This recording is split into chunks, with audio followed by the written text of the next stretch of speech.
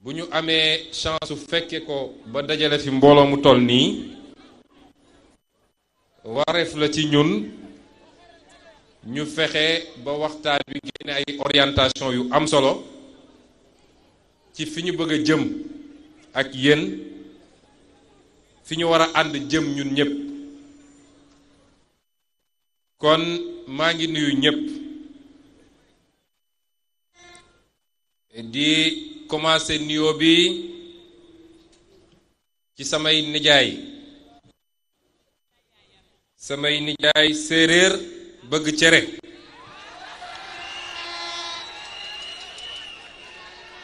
ma leen wax fogale séeréer maxey simna nun joko nun ajal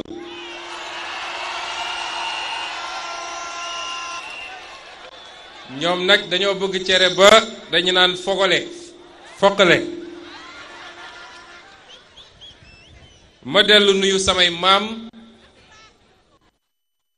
maam alpulaar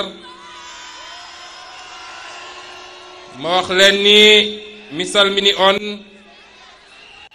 onon tinabam fuutanaaɓe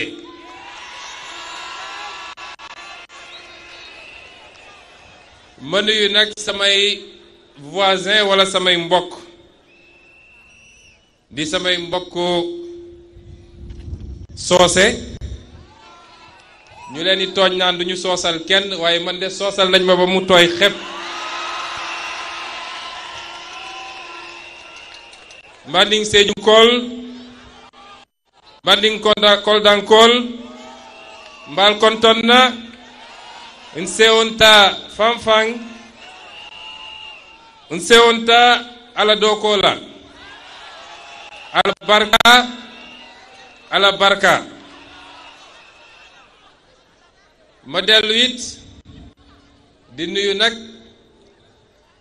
samay baay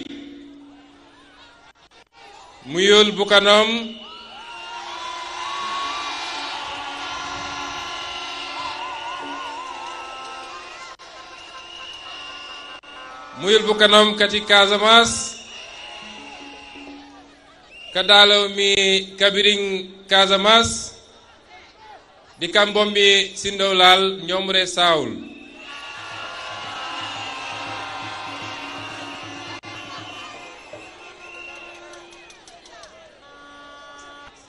e dole yolul dat kabirin uken bukadom babe Dakar erinding di sigeram bandelañ e sumom fanfang injeya ñoolul Ousmane Sonko le parti Pastef ingolen tu camul bare fani law atemit o cimmi wafaw burom mana caamul mana pooyul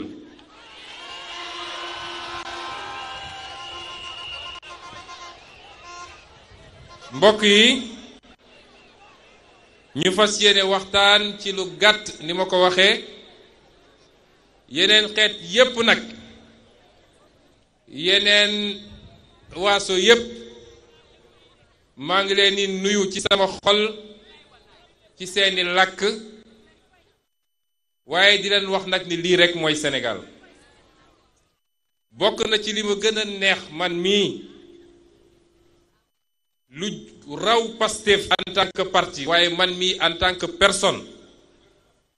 li ma gën a neex ci sama engagement politique mooy dafa daaneel ay barrières tey ku gis daje bi doo fi xàmme ku jóge Fuuta ku jóge Casamance ku jóge Bakel ku jóge Fatick ku jóge Kaolack ak ku jóge Diourbel ñun ñépp benn lañu bokk ndey bokk baay waaye surtout ñu bokk lii nga xam ne moom lañu yàlla booleel muy dëkk bi tudd Sénégal ñun nag Sénégal rekk a ñu ñor Sénégal dong moo ñu ñor may teg ci nuyoo gi kilifa gi nga xam ne mooy kilifa commune gi da dalal ñu di sama frère di sama yéen waa Pastef nañuy bàyyi toujours xel di jox cër gu rëy ñi ñu bokkal coalition parce que it gënuñu leen ëpp ñu leen xel ëpp ñu leen xalaat bu ñu ñëwee nangu ànd ak ñun waaye sax ci biir ànd gi ñu nangu ñun ñu jiitu ñoom ñu tegu si loolu cër la guñ ñu jox waaye du luñ leen ëppale ba tax loolu di am sànq docteur Abdoulaye Niane dafa wax ci turu coalition bi daal di wax lu rafet ci sama jëmm waaye damay faral di wax ni moom mi wax ci turu coalition bi lu mu wax ci man rek ci moom la gën a yelloo ndax dañoo bokk promotion ENAM léeg-léeg dañ naan Sonko dugg na génn nekk premier ma leeral ni ba ñuy dugg maa nekkoon premier waaye ba ñuy génn moom mii moo ne woon premier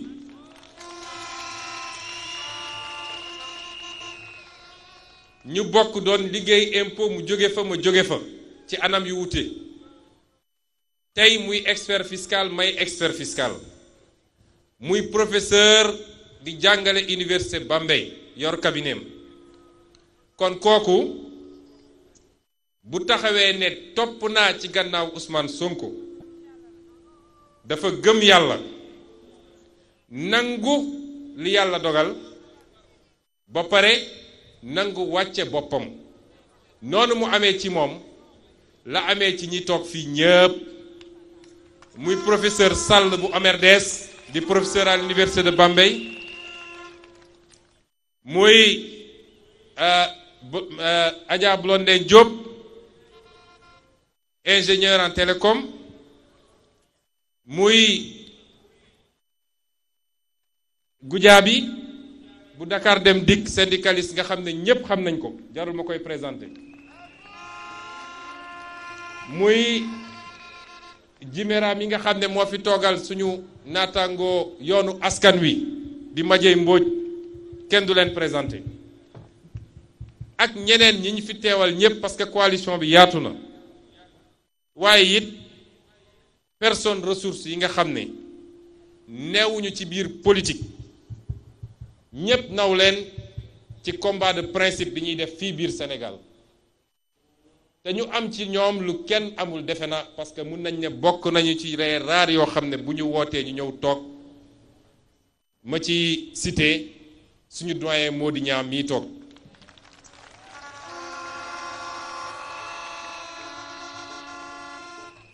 ñoom Adja Yacine Fall ak ñeneen mënuma lim ñépp dama bëgg toujours ñuy fàttaliku ni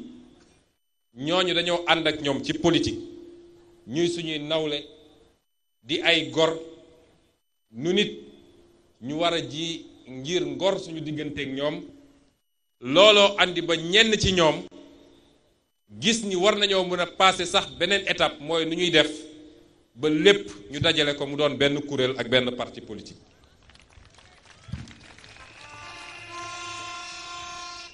di rendre hommage particulier nag ak ku ñu tudd léegi muy doyen Alla Kane su ma juumul nu mu tuuti war naa nekk ci 83 wala 84 ans yàgg ci politique fekke jamono clandestinité def prison ñu rajee ko ci fonction publique ñaari yoon ba tey jii mu ngi ci xeex bi te fu muy dem mooy dawalal boppam otoom di xalaat di bind inspecteur des impôts à la retraite kon ma bëgg mu doon modèle ak exemple ci ñun ñi nga xam ne ndaw lañu dañoo wax nag anniversaire mooy tey am nañu juróom benni at bu doon nit nag ñu ne lu gàtt la ñu war ko mën a wax nag ci parti politique tamit ndax parti politique juróom benni at ci loo xam ne ba muy sosu du lu fi nekkoon ba noppi parce que léeg-léeg ñu essayer ñu comparer ak yeneen acteurs politiques mës naa dégg ci benn émission boo xam ne booy séeréer ñu koy wax Serigne Goundou Alaaji Diomaye Faye moo ca demoon su ma juumut mu wax fa ni la ñu def door ko ci première expérience ñu am ci 15,60 et quelques pour cent musuta am journaliste bi ne ko Moustapha Niass amoon na 17 pour cent wala 18 pour cent ci première participation waaye koo xam ne indépendance ba 2012 yaa nga woon ci politique doog a génn sos sa parti bokkul ak ñoo xam ne ba ñuy daje doon juróom wala juróom-ñett ci néeg ne dañuy créer parti politique amu ci woon kenn ci ñoom koo xam ne mës naa def politique. amu ci woon kenn ci ñoom koo xam ne bu taxawee jàkkaarloog sénégalais yi mun nañ ne kii xam nañ ko 2014 bu ñuy créer parti bi boo génnoon taxaw ci biti ne am na parti politique bu tudd Pastef wala nga ne rek Pastef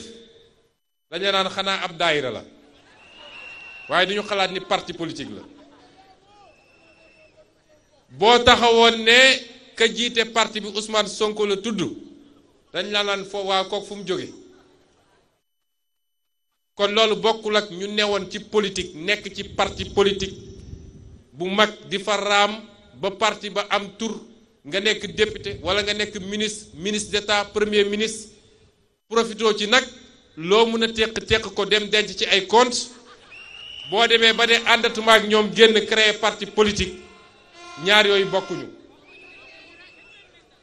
kon parti bi ni mu sosoo ci boppam mooy premier signe distinctif lu ko wute rek li ëpp ci li ñuy tudd parti politique fii ci Sénégal ma ne ci historique bi lu gàtt ba ñuy daje ñi njëkk a daje ne dañuy def parti politique man mii di wax ak yéen fekkewu ma ko bokk ma ci woon li ëpp tey ci ñi ngeen ràññe ci parti bi fekkewuñu ko woon bokkuñu fa woon su ma juumul ci ñi fës ci parti bi mennum Matar Sène mii moo bokk ci ñi nga xam ne daje woon nañu entre ñoom ci njëlbeen ba ne dañoo bëgg a créer parti politique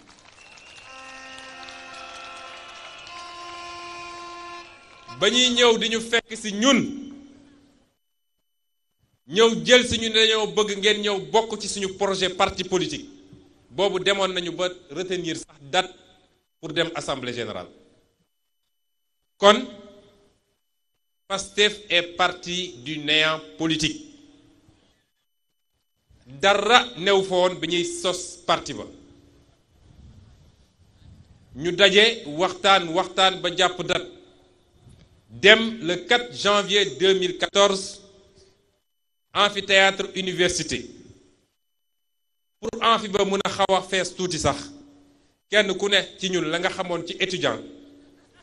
danga leen woo ne leen booy ñëw leen rek ci salle bi parce que tamit dañoo war a caméra bëgguñu ne salle ba ñetti nit a fa newoon noonu la ñu amee un quorum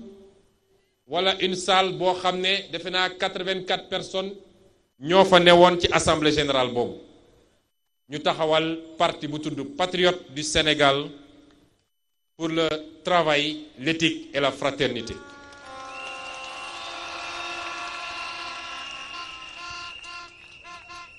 li andi woon nag motivation bi tax ñu dugg ci politique looloo leen fi andi yéen ñëpp mooy toogoon nañu ba gis ba yéeg suñu bopp ni mënuñu bokk ci réew mi juddoo fi yaree fi màggee fi la ci ëpp ci ñun wala ña fa nekkoon ñépp sax bu ñu demee ba am daraja bi ñu am dafa fekk réew mi leen ko jox parce que ci école publique lañu jàngee depuis école primaire ba université génnaat ñu ci bëri ci ñun di liggéey ci état mooy sénégalais bi yow miy toog ak yow mi ak keneen lépp gi ngeen di fay moo ñu doon fay salaire ñu am nag chance di gis lu sénégalais yu bari dul gis di xam lu sénégalais yépp dul xam ci li gàllankoor réew mi ci yorin gu ñaaw ak ñàkk gis-gis ñu dem nag ba jàpp ni am na fu nit di tollu bu dee gëm na yàlla am na question bu simple boo xam ne il faut mu répondre ci ndax damay doylu rekk ni man maa ngi sant yàlla tedd na inspecteur des impôts la wala du trésor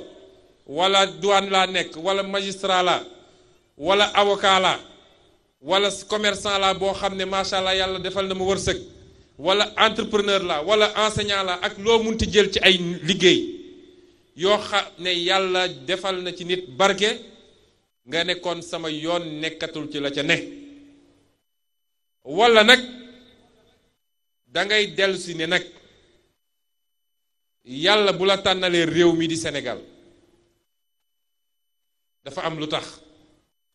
li tax mooy kenn ku nekk ci ñun dafa am responsabilité defar responsabilité dindi fi luy yàq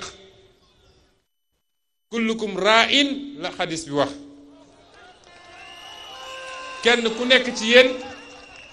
sàmm nga te nag yàlla dina la laaj ci li la waroon sàmm su ñu nee sàmm nag mi ngi door ci boroom kër gi responsabilité am kër gi la jigéen gi sëy ci kër gi responsabilité mooy sàmm alalu boroom këram maître d'école bi responsabilité mooy xale yi ñu ko dénk sëriñ bi responsabilité mooy taalibe yi ko topp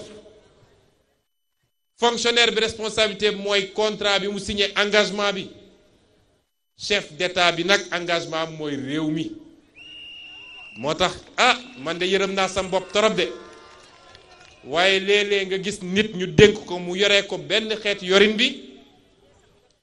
nga war a am nag naan bés bu ñuy taseeg suñu borom nu muy demee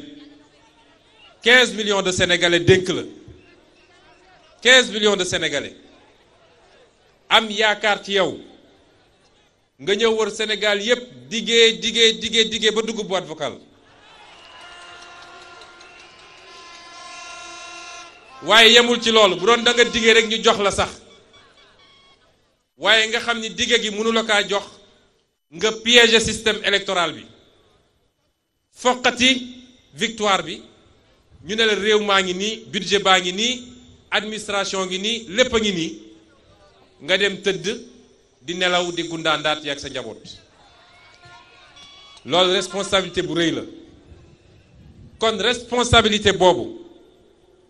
nun question boobu biñ ko laajee suñu bopp réponse bi dafa fës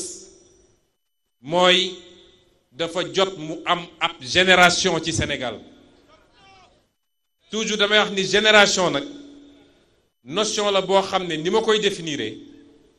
du rek affaire u âge wax naa léegi ni doyen Alla Kane a ngi nii doyen Mody Niang ngi nii keneen ak keneen te pourtant jàpp naa ni politiquement ñu nag ñoom ñoo bokk génération mooy fii ci xel bi la ñu xalaat ni nii la ñu war a doxalee réew mi naam nag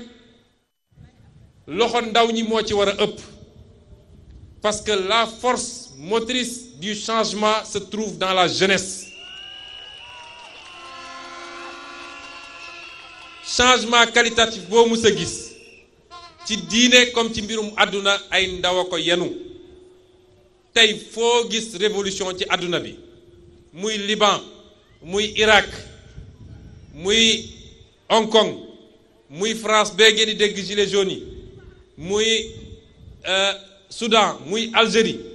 ndaw ñi à 98% ñooy porter la révolution waaye ànd ceeg ay mag ñu baax ndax li may wax toujours nee nañ mat naa bàyyi ci réew waaye ak magam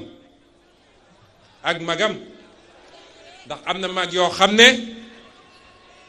1960 wala 1970 ba léegi ñu ngi ci réew mi ñu baleen fi te ci musiba la ñu dugal Sénégal kon parti boobu nga xam ne looloo ko taxoon a jóg mu jóg ci ay moyens yu limité pour ne pas dire sans moyens mu jóg ci ànd ak conviction ànd ceeg pas-pas ndax Pastef mi ngi jóge ci pas-pas mooy lu ñuy fas ba mu dëgër te dinaa ci dellu si fas ko suñu xol ba mu dëgër këcc parti boobu tey ak ñi ko doon reetaan ñii ne nañu parti réseaux sociaux la moo dem day parti réseaux sociaux boobu lii mu am tey néew na parti bu ko mën a am te génnewoo ay millions yu dul jeex ku ne nga jox ko dara yéen ñiy jóge fu sore sore ñëw fii ak ñi ngeen fi fekk fii waa Dakar kenn ku ne yaa dajale li nga dajale jël say kaar daal di ñëw ba fii fekke si ñenn ñi dañ ne woon parti effet de mode la mbir mi feu de paille la bu ñu demee élection la woon fa woon rek ñu jóge fak 1% wala 0 virgule après ñu fàtte leen ñu dem élection la ñu dépensé nun ci élection bi matul budget wu 1 heure de campagne de ki jàpp ni moom gagné na avec 58%. te fu ñu dem Sénégal des milliers de personnes daan nañu xaar ba 2 heures 3 heures du matin kenn amu ko ci candidat yi ñu génn ceeg résultat boo xam ne ku am seetlu ci élection rek xam nga ni les grands vainqueurs de l'élection c'est vous.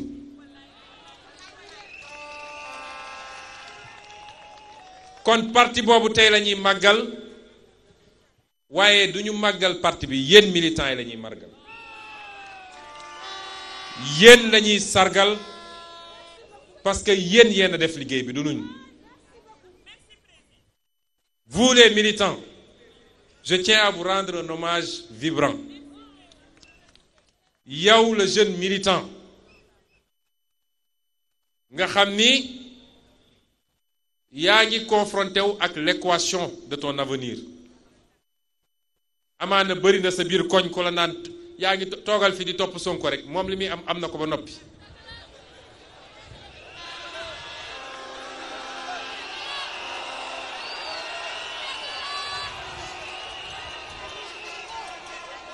parce que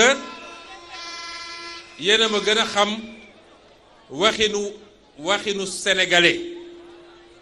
li may wax ni dañoo am ay wax ak ay proverbe yoo xam ne bokk na ci ñu tardeel ba fi ñu toll nii mooy engagement patriotique désintéressé sincère bëri na sénégalais yoo xam ne dañoo gëm ni loolu mënul ne te nag sama mbokk wolof yi ñu baal ma waaye bëri na ay proverbe ak ay waxin ci kàllaama wolof yoo xam ne fileeg dindiwuñ ko fi ay saaku bu deful dara du taxaw waaye saaku mën naa def gannaaw kër taxaw est-ce que baax na walla ñu naan legetu neen naxitu béy xam nga mun nga jël ab leket def ci lu la neex def ci tooke béy bi day ñëw lekk dem tëddi mooy li politiciens yi di def rek seen leget moom dafa ànd ak tooke dafa ànd ak poison te nun sax yàlla daf ñoo def nit mu ne li ma gënal ci li ma bind jiital ñu sax ci malayka yi jox ñu xel pour ñuy xalaat kon duñu ay béy duñu ay saaku ay nit lañu kon yow mi ndaw mi ñu naan yaa ngi topp koo xam ne xamal ni toppoo kenn sa bopp nga topp sa avenir moo tax ngay xeex kon yow maa ngi lay sargal yow ndaw mi parce que tamit yow ndaw mi yaa ma daan xaar ba 3 heures 2 heures du matin fële ca Dagana fële ca Podor fële ca Richard Toll fële ca Bignona fële ak fële te mu jaral la ko. yow cadre bi nga xam ne yaa ngi jël sa responsabilité di jël ay risque bés bu ne ndax it dañ ko séq ak ñoo xam ne ngeen jéggal ma ci kàddu gi waaye dañoo xaw a baadoo la ndax baadoo la mooy jaawatle li nga xam ne moom moo ko moom ak liñ ko dénk ba tax ku ne ànduma ak yow ci gis-gis nga ne liñ ma dénk muy doole nguur dinaa ko jël dal sa kaw ku fi haut fonctionnaire wala nga nekk ci yenn position yi même dans le privé jël sa responsabilité ne malgré tout maa ngi dem militer ci Pastef jël sama responsabilité def ko ci lu ne fang maa ngi lay sargal tey parce que gor nga patriote nga jàmbaar nga maa ngi sargal yow militant bi jóge ci wala bi ne ci diaspora bi gis nga diaspora bi ni mu jëlee Pastef bettuñu ñun mënuma bett parce que dañoo nekk ñoom ci ay réew ak ay système yoo xam ne lépp lu ñuy woote ñun Pastef ñoom ñu ngi koy gis di ko dund ndax gis nañ ni seen réew ab président de la république ñemewul taxaw kanamu sénégalais yépp ne leen bu OFNAC liggéeyee wala IGE ba ñu jàpp Massamba ak Mademba ni toxal na alalu réew mi man mii président de la république ñeme naa ñëw taxaw di ko défendre ñu ne ci réew moo xam ne dañu ne ci réew yoo xam ne fu ñuy dugal alalu réew mi ab tali sax boo ko rombee tey mu bënn boo fa jaarate guddi gis nga ñu ngi koy defaraat ku faju feebar même boo yorul xaalis école bi baax transport public yi baax yenn réew yi sax mu doon transport bu gratuit te lépp lalu nag ci yorin gu rafet ak gu sell gu ñu yore réew yooyu kon ki ne diaspora yàgg a gis loolu te gis suñuy homme politique yi ñu miinoon ñun ni ñuy defee safaan wi ci réew mi boo toogee ba déglu discours Pastef dañ ci gis sa bopp waaye ñoom su doon dañ cee gis seen bopp rek toog jàpp seen ñàmbur yor seen carte ne ñoo ngi xaar élection parce que la ñu am ci diaspora bi ci élection bi nag ñu ngi ciy sant yàlla bu baax di leen ci féliciter waaye yemuñu ci loolu ñoo ngi jël seen xalaat di ci dugal di dajale seen alal di yónnee kon yéen waa diaspora bi ñoo ngi leen di sargal bés bi seen bés la di sargal nag la femme patriote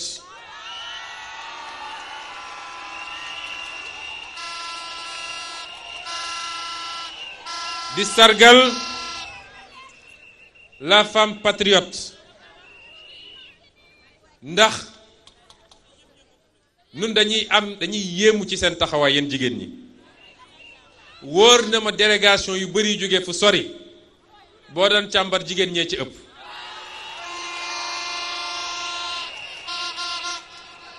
ngeen won ñu pas-pas boo xam ne ak kóolute mais ak détermination kenn ku ne ci yéen wala li ci ëpp si yéen da ngeen yor kër ñépp xam nañ jigéen bi yor kër nu mu jafee waaye ni ngi bàyyi seen yitte nekk fi ba heure bii di dugg ci àll bi di def ay tournée di cotiser di taxawal ay coopérative ak leneen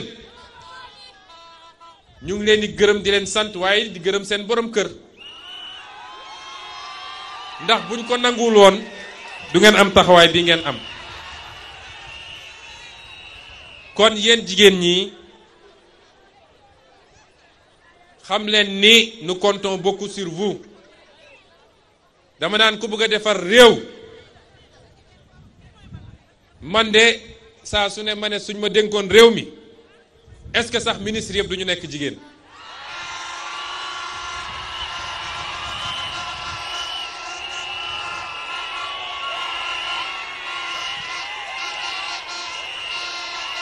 est-ce que xam ngeen lu tax ma wax loolu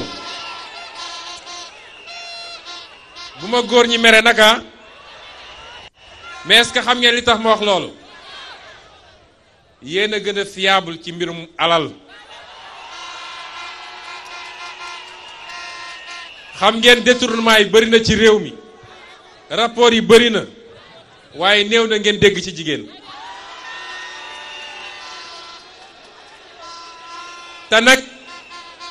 te nag am ngeen fulla goo xam ne ki leen teg foofu bu leen bëggoon def loolu dul noonu sax ngeen ne ko defuñu ma rendre hommage à notre maman Nafi Ngom Keïta di rendre hommage à Seynabou Ndiaye Diakhaté bu OFNAC ay échantillon la ci ay milliers de ay centaines de femmes yoo xam ne tey ñu ngi yor seen dignité di def liggéey bu rafet te duñu nangu ku leen imposer dictat boo xam ne lu yàq réew mi la ma gërëm di remercier it les sages de notre parti les gens du troisième âge nga xam ne tey nee nañu peccum gone bu neexee kon ñoom ñooy suñu busol parce que it dund nañ lu ñu dundul jaar nañu fu ñu jaaragul xam nañ lu ñu xamagul kon am ci ñu bëree ci parti bi defe naa luy enrichir parti bi la ñu ngi leen di gërëm di lancer un hommage également aux artistes du parti dafa am solo li may wax nii defe naa tey Pastef mooy parti bu ëpp ay artistes engagés xam nga ñu bëri dañuy jàpp ni art bi ak engagement politique àndul parce que artiste dafa bëri ay fan dafa bëri ay fans ak ay nit yu ko sopp te ñu mun a bokk ci parti bu ne ñaare bu ñu demee ba xam ni kii dafa féete carrément benn boor rek amaana am na lu mu mun a yàq ci sympathie bi ñu amoon ci moom kon artiste bi ni ma ko waxee ci haut fonctionnaire laa ko waxee ci artiste bi nga xam ne de manière ouverte ñoo taxaw ne man Pastef ma doy man dinaa jàppale Ousmane Sonko kooku mi ngi jël ay risques ci carrière am kon artistes yi nga xam ne ñoom ñépp ñoom Abdou Karim Xurum Xaax yàlla na yàlla dolli ko wér gu yaram ñoom nit dof ki la ñoom Jamal bëri nañ bëriwaay boo xam su ma ko fi doon lim sax te nag la ci ëpp ci ñoom nag di waa mouvement hip hop loolu dafa firndeel lu bëri parce que ñoom liñ doon xeex di ko jaarale ci musique bi ak discours bi dafa méngoo ak ñun li ñuy wax ci patriotisme ci panafricanisme ci intérêt national loolu yépp dafa méngoo moo tax ànd bi bettuñu may rendre hommage enfin aux militants inconnus aux sympathisants inconnus ces milliers voire ces millions de Sénégalais que vous ne verrez pas ici mais qui ont dans leur cœur Pastef les patriotes à tous ces Sénégalais ñu ngi leen naan merci beaucoup pour votre soutien merci beaucoup pour votre participation au combat patriotique que nous menons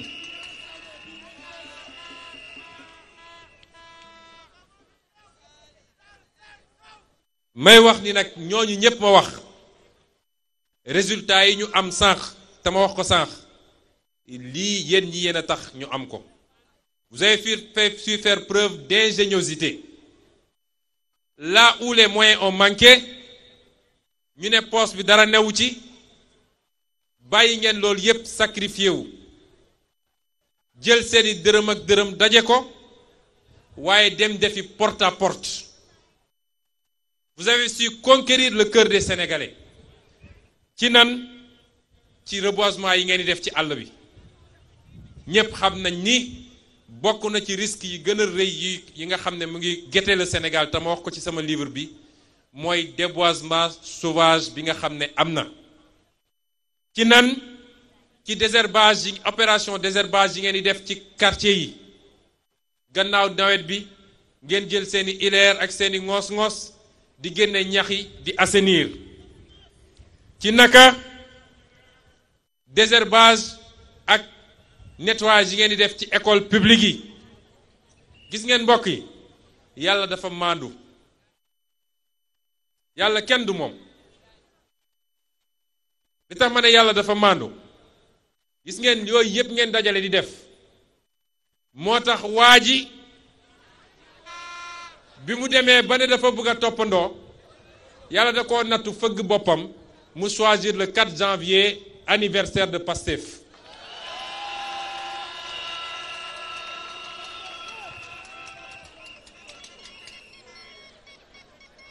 vous avez fait preuve d'ingéniosité,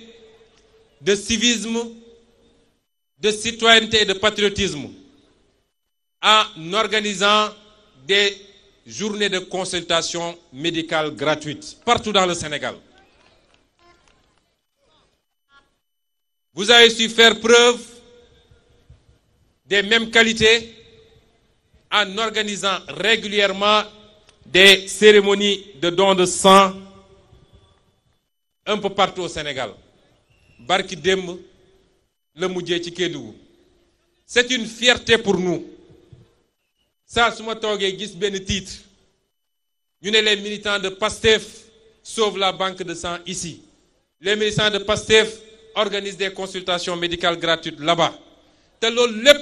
du dërëm boo xam ne ñun dajale lañ ko jox leen ko, c'est vos propres initiatives. Je veux vous dire aujourd'hui que moi-même, personnellement, Ousmane Sonko, mais le copil de PASTEF est très fier de vous. te du ngeen ñu gën a gore nag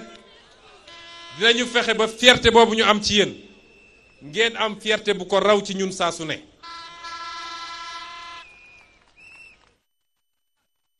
kon composante yépp ak kenn ku ne ni mu koy organiser ndax suñ koy def ay médecins ñooy jóg léeg-léeg médecin parti bi ne gratuitement dinaa ko def léeg-léeg ñu war a organiser dara ci formation ay enseignants wu parti bi j'en profite pour leur rendre hommage ndax fàtte woon naa leen ci lim gi ñooy jóg gratuitement dem organiser les encadrements muy les enseignements du supérieur les enseignements du moyen secondaire di organiser des épreuves de préparation au baccalauréat au BFM di organiser pour préparer les jeunes étudiants pour ñu mun a préparer les grandes écoles muy ENAM muy école normale muy fu ne kon kontaan nañ ci yéen yal na yàlla fay leen waaye vous avez fait preuve d'ingéniosité bi ñu toogee ba ne nun amuñu moyens yi parce que du man du kenn ci parti bi koo xam ne mus ngaa luubal xaalis ba war a mun a am ab compte bu am ay milliards te ñépp xam nañ ni nag politique dafa laaj moyen ngeen taxaw ne nun ñoo koy yoral suñu bopp parce que ñun Pastef duñu mus a nangu ay lobby di ñu jox xaalis di ñu téye bëgg nañu indépendance bii ñu yor bis bu ñu yàlla joxee réew mi ñu mun a am la même indépendance pour doxal suñu gis-gis ba ñu demee nag ba jànkonteeg jafe-jafe jooju yéen a jóg nag ne ñoo koy yoral suñu bopp daa di taxawal système bokk na ne suñu dërëm ak suñu dërëm lañuy dajale te nag léeg-léeg suñu mbokk journalistes yi ñenn ci ñoom suñuy def titre peut-être amalgame la ñu bëgg a jógal dañ naan on cherche 2 milliards 500 pour Sonko kenn wutu fi xaalis pour Sonko Pastef en tant que parti politique ni ko les démocrates di defee aux États-Unis ni ko les républicains di defee ni ko ñeneen di defee France wala Allemagne wala Canada ñoo ne l'argent ne doit plus être un tabou en politique te duñu yaakaar ci kenn koo xam ne ay lobby la wala lu ñu xamut nun ñoo koy dajaleel suñu bopp dugul ci poosu Ousmane Sonko ci compte bancaire Pastef lay dem luñ ciy génne mu jaar ci yoon bu leer nañ ñu xam ni li lañ ciy liggéey.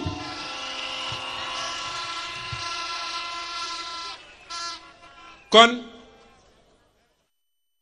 nous devons avoir une fierté collective d'avoir fait de Pastef cette grande formation politique qu'elle a pu être en si peu de temps. Tey jii coow li bëri na de waaye dinaa leen wax lenn ci politique kese suñuy jël parti politique de manière intrinsèque kenn ëpp fi Pastef tey jii amut fii ci biir réew mi comme ci bitim réew du ci présence sur le territoire national damay wax présence qualitative mooy présence boo xam ne gëm-gëm rek moo ko lal du ay calcul luñ naan damay dem parce que dañ fay joxe muy fii muy bitim réew laa wax du ci xam-xam ak gis-gis ak qualité bi ñu andi ci débat politique bi du bàkku nag du bàkku waaye nag gis nen na ngi dara newu ci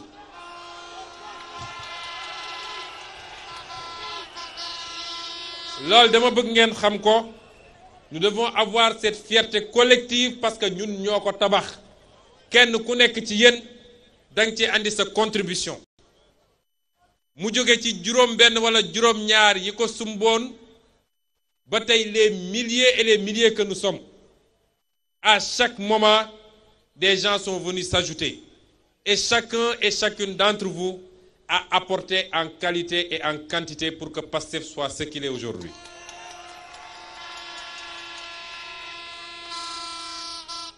Nous devons avoir cette fierté collective. Mais je dois vous dire que j'ai une fierté personnelle quand je regarde votre engagement, votre loyauté,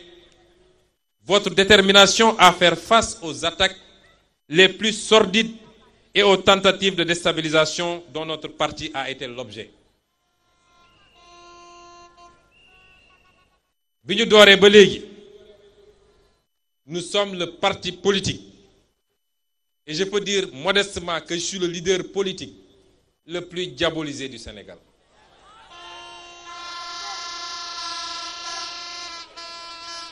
Bu doon làmmeñ dong mooy ree tey jii du ma taxaw seen kanam lu ne dégg nañ ko lu ne su ma naroon def fii liste bi lu ne dégg nañ ko libéré nañu façon nit bu ne ñii mbubboowu turu journaliste ñii mbubboowu turu analyste ñii sax mbubboo turu sëriñ ñu ne avocat yeeg ñoom seen bés bu ne ngeen gis leen ci plateau yi semaine bu ne ñu mel ni rek li may bañ a tudd yuy libéré xale yi nee nañu Sonkoy seen cuuraay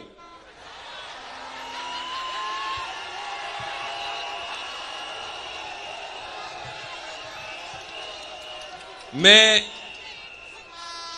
cuuraay sax dafa neex dañ ngeen naan Sonkoy seen sànke bay la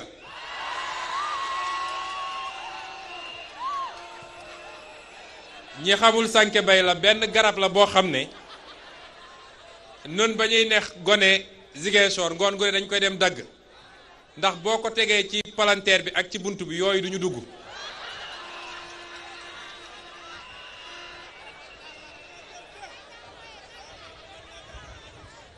waaye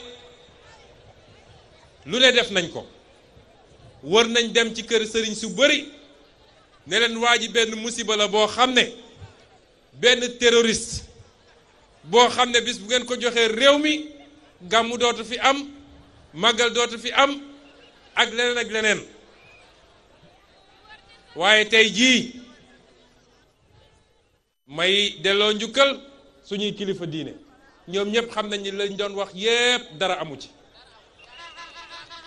tiitaange ak njàqare gi ñu amoon par rapport ak suñu percée politique looloo andi woon loolu lépp dem nañu fu ne lu ne ñu wax ko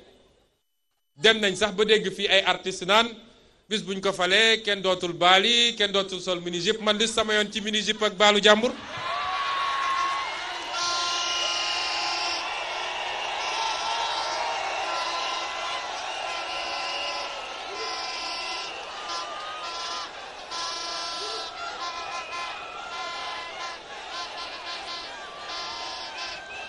Nous avons été les plus diabolisés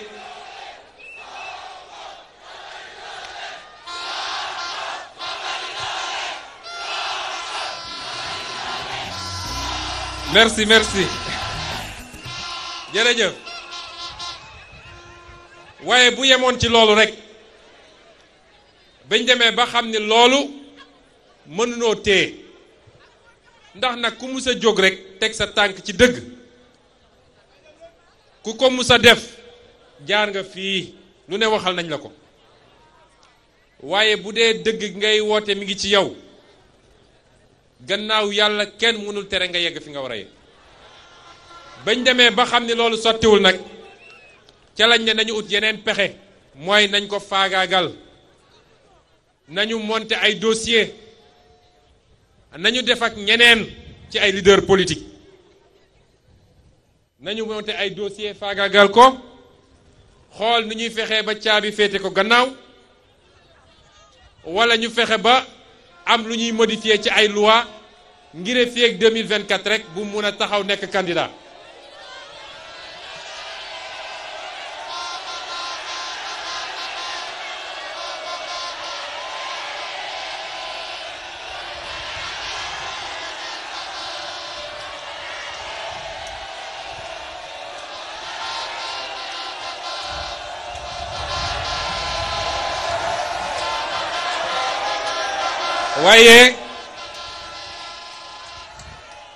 waaye gis ngeen ñun loolu lépp dara muñu see yëngal wax naa ko ci benn conférence de presse nee naa leen duma acteur politique yi ngeen ni band baraje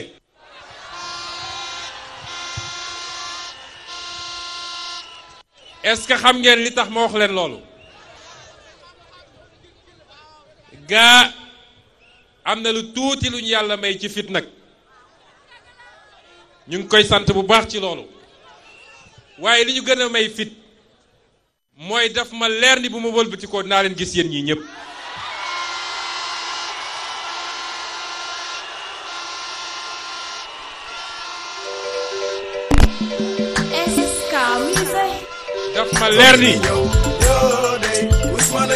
daf ma leer ni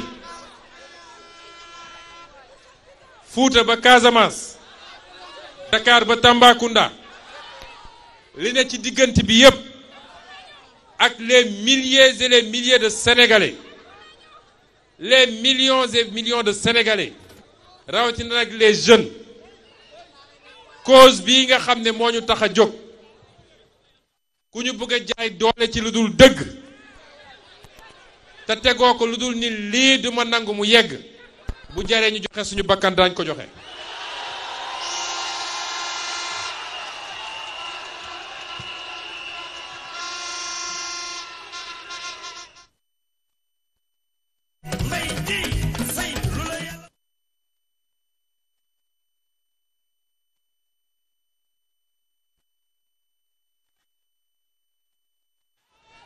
mbir mi yéen la du keneen waaye nag xam ngeen ni daw nañu jamono ji mais bu leen foog ni nag ba nañu parce que nag xam ngeen lu leen tere nelaw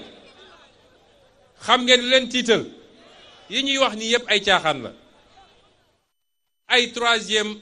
te nag dinaa leen leeral yéen waa Pastef bu leen kenn dugal ci débat troisième mandat te bu ñuy wax nañu yem ci troisième candidature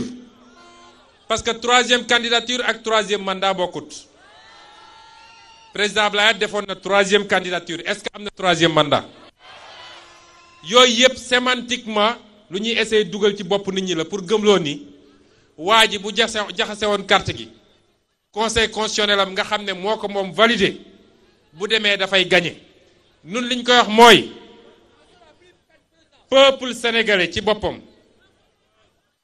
moom mbirum élection 2024 bu dee peuple sénégalais nangu na seetaan ba moom mu def ay njuuj njaajam ba ne moom day nekk candidat loolu mbirum peuple bi la waaye li ñu koy wax mooy candidat ou pas candidat 2024 bu soobee yàlla ñoom dinañ ñu abal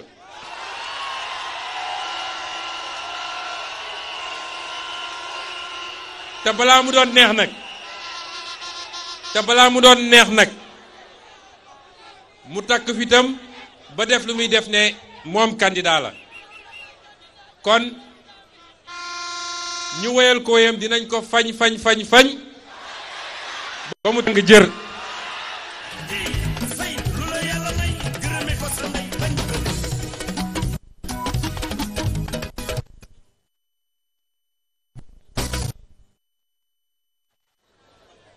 beaucoup de chemin a été parcouru beaucoup de chemin reste à être parcouru te li ñuy permettre lii ñu liggéey yépp nag li ñuy permettre ñu capitaliser ko mooy nañu jublu léegi ci liggéeyu tabax parti politique pas seulement ci sympathie yi pas seulement ci ni ñuy doxalee waaye nañu tabax une véritable structure politique ci foofu la ñu war a jëm léegi ñu tabax un appareil électoral boo xam ne rouleau compresseur la du xaj ci kenn parce que it li ñu xawoon gàllankoor ci élection présidentielle bi mooy jotuñoo tabax appareil électoral bi ñu bëggoon am nañu ñeenti at balaa élection présidentielle am nañu num tuuti peut-être at balaa élection locale am nañu ñaari at balaa élection législative nañu jublu ci liggéey bi boobu liggéey mooy ban mooy dañu war a liggéey ci continuer massification parti bi tabax ab structure boo xam ne dina mën a porter suñuy ambition loolu nag mi ngi jaar ci document d'orientation stratégique bi nga xam ne bi ñu génnee ci élection yi bindoon nañ ko ba noppi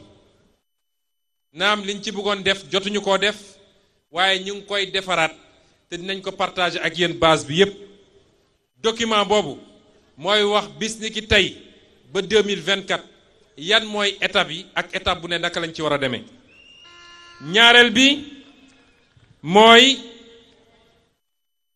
placement carte de membre yi frappé waat nañu ay carte de membre séddale leen ko yéen ñëpp 45 départements yëpp jot nañu section yi nekk diaspora bi yëpp jot nañu na ngeen farlu ci placement carte de membre yi su ngeen mënee doyul ma tontu leen nag ma tontu leen parce que bis ni ki tey jii tembe fi ñu toll nii boo ci jëlee benn région particulièrement benn département du ma ko tudd nag ñu ne damay parparloo du ma ko tudd ñu ne damay parparloo du Bignona de ñeneen ñépp ñoo ngi xaar ngeen remonter carte de membre yi sushi wax li ngeen ci jaay joxe toutes les informations parce que loolu nga ñuy def noonu placer carte de membre yi moo ñuy permettre ñu structurer section communale yi te section communale yi ñoo ñuy permettre ñu dem vers le congrès te nag dafa jot ñu dem congrès c'est devenu une urgence que parti bi dem congrès mais yéen yéenay organiser congrès bi du ñun parce que li texte yi wax mooy section communale bu nekk day yónnee ñaari représentant ñaari congressiste sur les 552 communes ak diaspora bi ñooñ ñooy ñëw tëju pour ñu def congrès bi renouveler bureau national bi renouveler mettre en place COS bi daal di nag def les résolutions pour le parti ak defaraat texte bi kon maa ngi leen di soññu placer les cartes de membres le plus rapidement possible structurer les sections ci lu gën a gaaw ci 2020 bi ñu dem vers un congrès.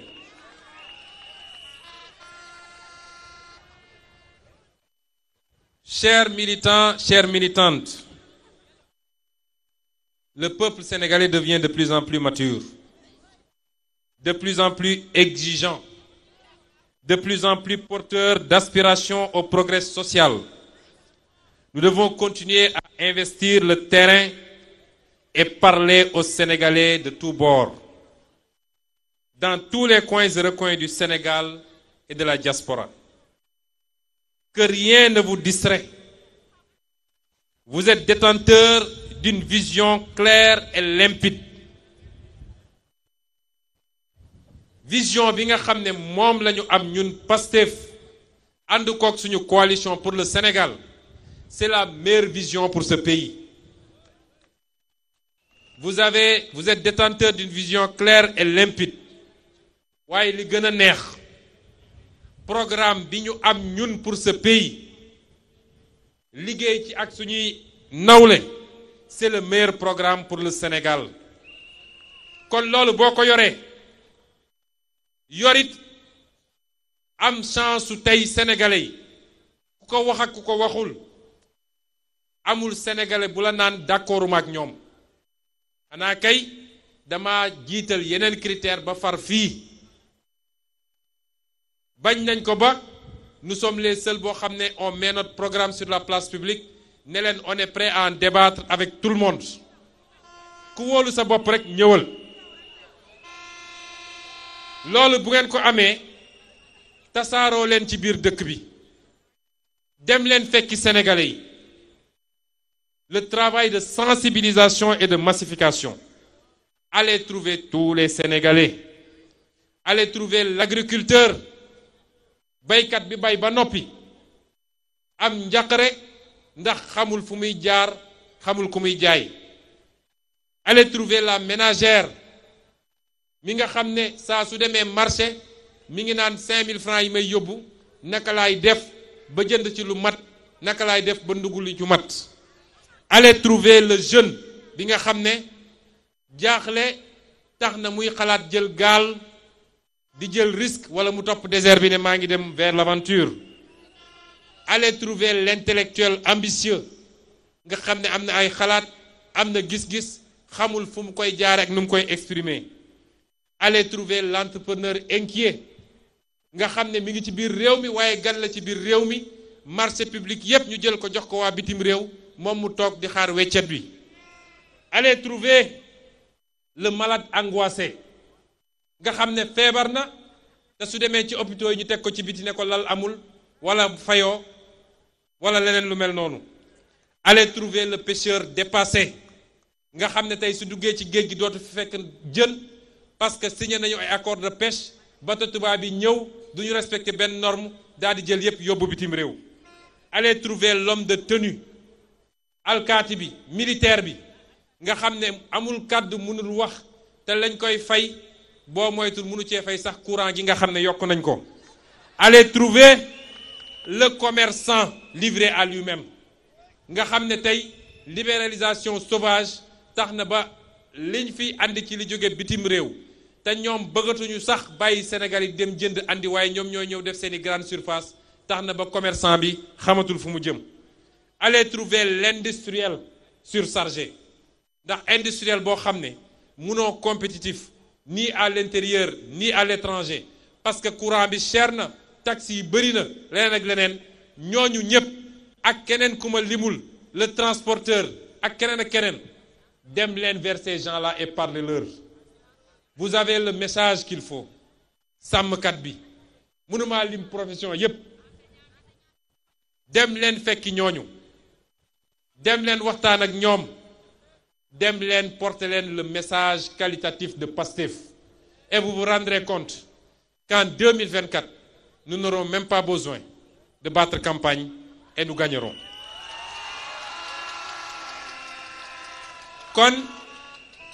Continuons à organiser les débats. Investissons les marchés et les grandes places. Effectuons plus de visites à domicile. Perpétuons le porte-à-porte. Soyons plus proches de la population et portons leurs problèmes. Bref, continuons à parler aux Sénégalais et aux Sénégalaises de tous bords.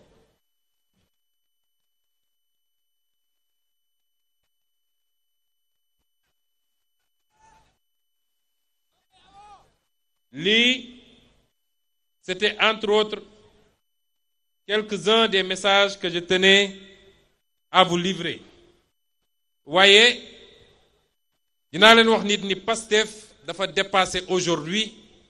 simplement un combat national. Voilà un combat politique d'abord. Pastef, c'est aussi un combat social. Nous faisons partie des rares hommes politiques yoo xam ne les rares formations politiques yoo xam ne ñu ngi ci tous les combats sociaux. nee nañu homme politique yi duñ leen dégg ci courant bi duñ leen dégg ci suñu ressources naturelles yu ñu jaay duñ leen dégg ci problème santé bi ak yeneen est-ce que Pastef bokk na ci loolu mooy suñu conception de la politique c'est d'abord une action citoyenne moo tax je vous lance cet appel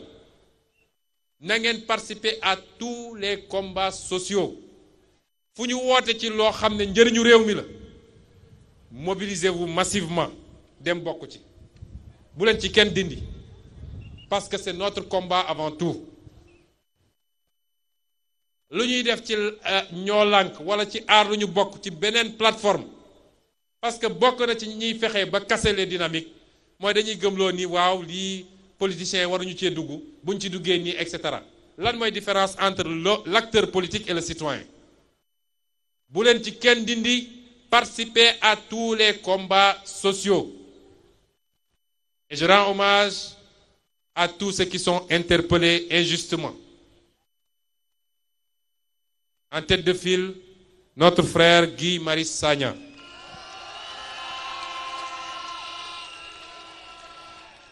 ak lu ñu mën a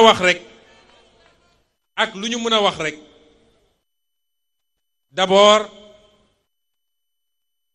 palais de la République palais wu sénégalais yi la Maison Blanche mooy fi nga xam ne li ñu naan l'homme le plus puissant du monde fa la ne te bés bu ne statistiques yi ne nañ bés bu ne dina am 3 manifestations devant la Maison Blanche kon sénégalais bu dem taxaw kanamu palais de la République keroog am na benn député ancien policier bu ko wax ne leen bu ngeen foogee ni taxaw buntu palais menace ci président de la République day di nax seen bopp balaa ngeen doon xam ni le palais est la zone la plus sécurisée nit ëpp dugg ci biir kon ñëw taxaw buntu palais da ngay manifester te ñeneen defoon ko bokk ci seen parti ñoom mu amoon sax ñu yéeg ci grille bi te tey kenn tëju leen ñu ñëw jàpp ay doomu jàmbur mënuñu koo cautionner mënuñu koo nangu mais loolu li may wax toujours dafay wane xar kanamu waa ji rek nous apportons tout notre soutien à monsieur Guy Marius Sagna et aux autres interpellés tey lii suñu kàttan lépp pour ñu bàyyi leen ci ni mu gën a gaawee dinañ ko def Guy Marius Sagna fait partie de ceux qui ont compris que l'action politique et l'action sociale sont indissociables moo tax mouvement yépp mi ngi ci waaye mi ngi suñu biir coalition nekkoon suñu directeur de campagne ci élection législative nekkoon ci organisation élection présidentielle bi donc c'est l'un d'entre nous et nous lui apportons notre soutien total moo wax tamit ni le combat de Pastef a dépassé nos frontières aujourd'hui. Pastef est devenu et commence à devenir une icône sur le plan africain. ña ñuy suivre di ñu apprécier barki dem bi ma demee Niger ñi ma fa dajeel ñépp 6 leaders politiques jóge woon ci 6 pays différents ma daje faak ay nigériens yu bari boole si li ma ci gën a yéem dañuy ñëw fekk ma fi ma taxaw ñu may génneel ay vidéos de mes prestations à l'Assemblée nationale. Kon le discours que nous tenons, le discours patriotique, mais également le discours panafricain est suivi partout en Afrique. Nañu assumer cette responsabilité. Bu ñu mënoon jël sax le leadership ñu jël ko parce que lañu liggéey fii ak lañu fi xeex ay génération xeex ko ba tey ñu am ce semblant de démocratie et de liberté war nañoo may feneen fu mu néew biir Afrique ñu mën a doon ay porte-étendard ba ñu gis ñu ci. moo tax fépp fu ñu gis un candidat boo xam ne la muy woote méngoo nag lu ñuy woote fii Afrique nous lui apporterons notre soutien moral sans hésiter parce que la ñu bëgg benn réew rek mënu koo def il faut ñu fexe ba dans beaucoup de pays africains émerge un leadership nouveau, un leadership décomplexé, un leadership patriotique et panafricain. Et nous allons y travailler. Looloo tax bi ñu demee Niamey ñu taxawal ce qu'on appelait l'interafricaine progressiste. Yéen ñëpp ci ngeen bokk. ñoo ngi liggéey texte yi ñoo ngi koy yaatal des pays francophones nañ ci bokk des pays anglophones nañ ci bokk. Des pays lusophones et même peut-être arabophones nañ ci bokk ñu taxawal benn interafricaine bu am doole daal di xeex libérer ce continent de la domination et de l'exploitation.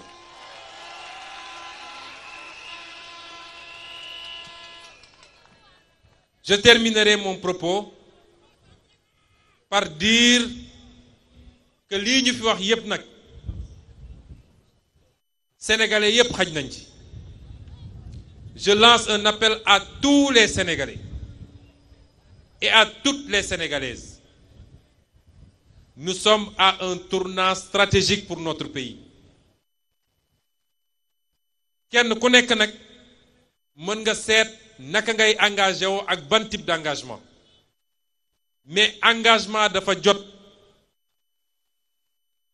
Nous sommes à la croisée des chemins et il nous faut faire des choix stratégiques pour l'avenir de ce pays. Pour l'avenir de nos enfants et de nos petits-enfants. Ces choix-là, ceux qui sont là ne peuvent pas les faire. Ils n'osent pas les faire. Loolu Sénégalais dañ ko war a xam. Choix yi ñu war a def pour libérer suñu bopp. Jël suñu responsabilité. Gëm suñu bopp. Ñii fi nekk mënuñu koo def parce que amuñu sañ-sañ bi te ñemewuñu. lu dul lu leen tubaab bi wala lu leen waa bitim réew joxoñ ñemewuñ jël seen responsabilité pour def te nag waa bitim réew du ñu mus a développer dañuy exploiter rek di yóbbu ñu génn ci système bii nga xam ne dafa yàgg ëlëmal nit ñi Cheikh Anta Diop da doon wax ni Sénégalais dañ leen nax ba soo ñëwee di leen yee sax dañ naan yow yaay bor problème bi waaye jàpp naa ni 21e siècle ak pluralité médiatique bi ak internet ak yeneen kenn mënatul wax ni dañoo nax nit ñi moo tax combat bi du combat Ousmane Sonko combat wu sénégalais yépp la nous lançons un appel à tous les sénégalais même ñi nekk ci jimboor yi sax te bëgg réew mi te seen loxo set te suñu toogee am yaqin ni waa ji demul te du bay nit ñi dem am nañu seen place suñu ci kaw ñu nangu lii nga xam ne mooy principe ak valeur yi lal suñu combat politique. Sénégalais yépp Pastef vous lance un appel et vous tend la main neewoon naa 2019 bu rëccee dina métti métti gi nag bi ma ko doon wax du rek ci dund gi moom ala kulli xaalin ma waxaat ko sénégalais yi day gën di métti rek waaye métti gi mooy sénégalais dañu war a xam ni 5 ans dans la vie d'une nation dafa bëri lu nit yàq ci 5 ans boo fi tegoon ab malayka après moom sax boo moytul su defaatee 5 ans day nekk rek di dëba daaxe di defaraat waaye du am sax jotu lancer programme am moo taxoon ma ne woon sénégalais yi 2019 bu ñu seetaan bu ñu sàggan waaye nee nañu ay malaaka ko doon woteel kenn xamul nu mu demee waaye xëy nañu ñu ne moom moo am 58% waaye tekkiwul ni c'est trop tard parce que askan bu ñàkk espoir bu ñu demee ba espoir amatul rek askan woo bu yóbboo ñu démissionné ñun ñëpp nañu refaire vivre cet espoir là à tout le peuple sénégalais qu'en 2024 nous rattraperons ce que nous avons raté en 2019 waaye balaa boobu les étapes intermédiaires mooy élection locale yi ñu dëgmal nañu fexe ba lii nga xam ne mooy collectivité locale yi ñu teg ko ci loxo ay nit yoo xam ne ute nañoo ak li ñu xamoon fii 2022 nañu fexe ba assemblée nationale bu dee man benn député laa ci biir assemblée nationale mu mel ni maa fay majorité mu wax sénégalais ni imaginer su ngeen joxoon coalition jot na groupe parlementaire wala majorité à l'assemblée nationale kon réew mi ne ñooy ñu defar ko ba